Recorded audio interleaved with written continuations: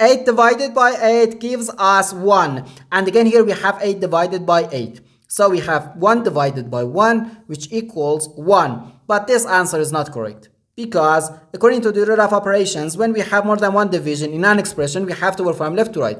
So here first we have to do this division, then this division, and finally this division. If we do this division before this division, it is wrong.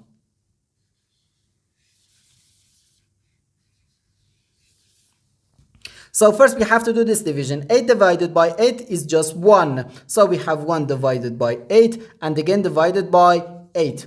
Now we have to do this division. 1 divided by 8 can be written as 1 over 8. Then divided by 8.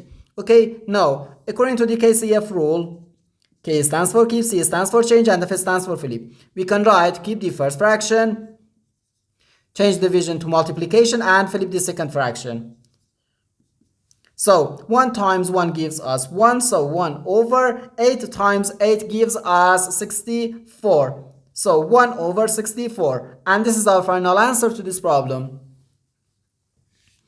The correct answer is 1 over 64.